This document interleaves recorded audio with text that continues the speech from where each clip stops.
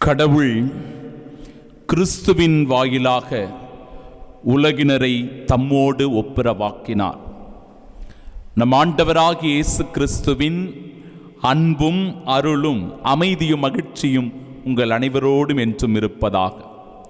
அன்பிற்கு பிரியமுள்ள சகோதர சகோதரிகளே, இன்றைய இறை வார்த்தையின் வழியாக ஆண்டவருடைய வார்த்தைகள் நம் ஒவ்வொருவரையும் நம்பிக்கை உடையவர்களாகவும் உண்மை உடையவர்களாகவும் நீதியில் நேர்மையில் நிலைத்து நிற்கக்கூடியவர்களாகவும் வாழ நமக்கு அழைப்பு தருகிறது.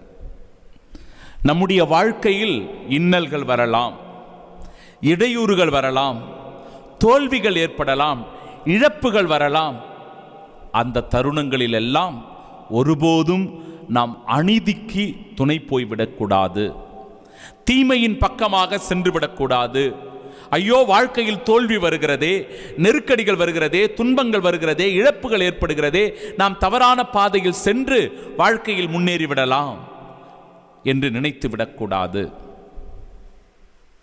ஒரு உதாரணத்தை சொல்லுகிறேன். ஒரு குடும்பம் கடை ஒன்றை வைத்துக் கொண்டிருக்கிறது. அந்த கடையினுடைய வியாபாரத்தில் தான் தங்களுடைய குடும்பத்தை, பிழைப்பை அவர்கள் நடத்தி கொண்டிருக்கிறார்கள். ஆனால் அருகில் பல கடைகள் வந்ததனால் அந்த கடைக்கு வருகின்ற வருமானம் குறைந்து போனது. பெரும் வளர்ச்சி இல்லை. நாளுக்கு நாள் கொஞ்சம் கொஞ்சமாக தேய்பிறையாக அது குறைந்து கொண்டே வந்தது. இதனால் என்ன செய்வது என்று தெரியல. மனைவி தன்னுடைய கணவனுக்கு ஒரு அறிவுரையை சொல்லுகிறார். ஏங்க, நாம இந்த போதை வஸ்துக்கள் எல்லாம் இருக்குதில்ல, போதை வஸ்துக்கள், சிகரெட், பான்பராக்கு, இப்படிப்பட்ட அந்த தீய பழக்க வழக்கங்களுக்கு இட்டுச் செல்லுகிற போதை பொருட்களை நம்முடைய கடையில் விற்பனை செஞ்சா என்ன? நம்முடைய கடையில் விற்பனை செய்யலாமே, நிறைய பேர் வந்து வாங்குவாங்களே, அதன் மூலமாக நமக்கு நல்ல கொஞ்சம் வருமானம் கிடைக்கும்ல. அந்த கணவன் சொல்லுகிறார், உண்மைதான், இப்படிப்பட்ட பொருட்களை எல்லாம் விற்கிற போது நமக்கு கொஞ்சம் வருமானம் வரும். ஏன்னா பக்கத்தில் கம்பெனிகள் இருக்கிறது, கல்லூரி இருக்கிறது, இதனால் கொஞ்சம் நமக்கு வருமானம் வரும் தான். ஆனால் அப்படிப்பட்ட வருமானம் நமக்கு வேண்டாம். அதற்கான அவசியம் இல்லை, அதற்கான தேவை இல்லை. இப்படி ஒரு போதை வஸ்துக்களை விற்று நம்முடைய பிழைப்பை நடத்தக்கூடாது, அதில் வருமானம் சம்பாதிக்க கூடாது. இதனால் யாரோ ஒரு மனிதர் பாதிக்கப்படுகிறார், யாரோ ஒருவருடைய குடும்பம் பாதிக்கப்படுகிறது, யாரோ ஒருவருடைய தனிப்பட்ட வாழ்க்கை பாதிப்புக்குள்ளாகிறது. அவர்கள் தீய பழக்க வழக்கங்களுக்கு அடிமையாகி விடுகிறார்கள். எனவே ஒரு காலம் நஷ்டம் ஏற்பட்டாலும், பாதிப்பு வந்தாலும், இழப்புகள் ஏற்பட்டாலும் இந்த செயலை நான் செய்ய மாட்டேன் என்று சொல்லி அவர் உறுதி ஏற்றிருக்கிறார். பிரியமானவர்களே, அன்பு சகோதர சகோதரிகளே, இன்றைய நாளினுடைய நற்செய்தி வாசகத்தில் பல படிப்பினைகள் சொல்லப்படுகிறது. இயேசு சற்று ஒதுங்கி இருக்க விரும்பினார். கொஞ்ச நேரம் சூழ்நிலையிலிருந்து, பிரச்சனைகளிலிருந்து, பணிவாழ்விலிருந்து கொஞ்சம் ஒதுங்கி இருக்க விரும்புகிறார். ஏனென்றால் சில பிரச்சனைகள் அவரை நெருக்கி கொண்டிருக்கிறது, சில தொல்லைகள் அவரை சுற்றி சுற்றி வந்து கொண்டே இருக்கிறது.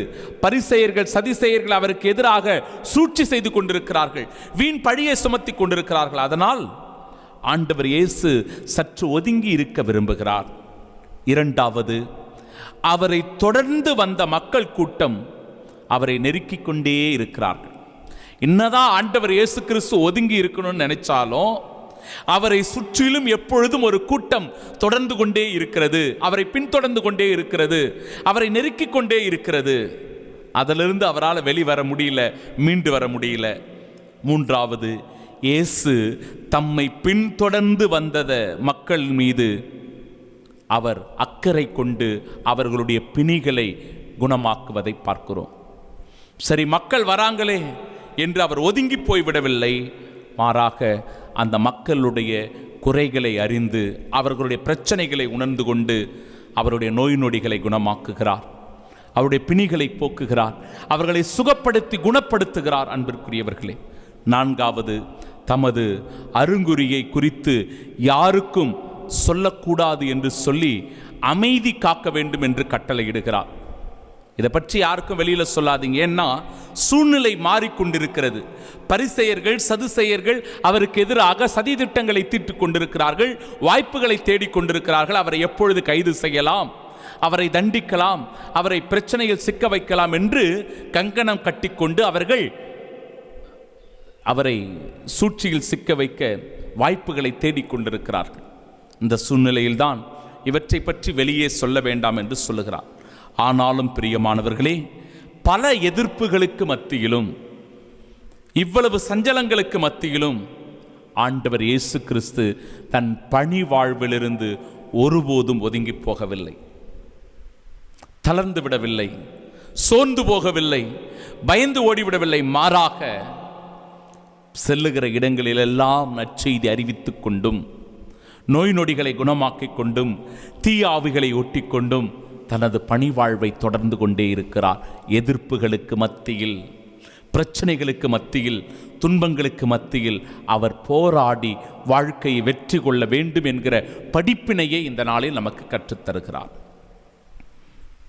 இதோ என் ஊழியர், இவர் நான் தேர்ந்து கொண்டவர், இவரே என் அன்பர், இவரால் என் நெஞ்சம் பூரிப்படைகிறது என்கிறது இறைவார்த்தை.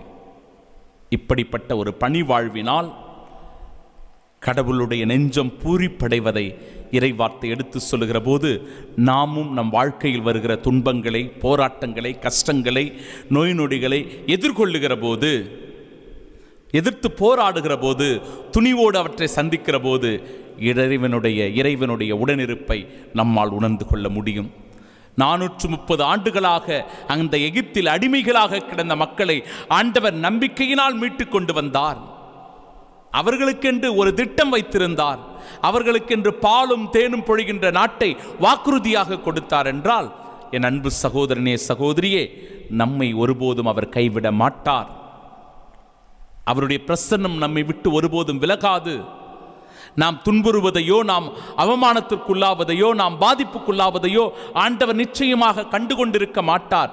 மாறாக நமக்கு உதவி செய்ய, நம்மை ஆறுதல் படுத்த, நம்மை தேறுதல் படுத்த, நம்மோடு உடன் இருக்க ஆண்டவர் எப்பொழுதும் இருக்கிறார் என்கிற உணர்வை வெளிப்படுத்துகிறது இன்றைய நாளினுடைய இறைவார்த்தை.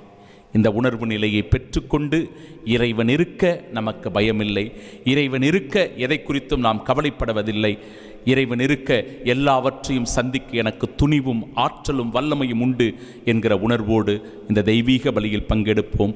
இந்த நாளின் ஆசிருக்காக மன்றாடுவோம். ஆமென்.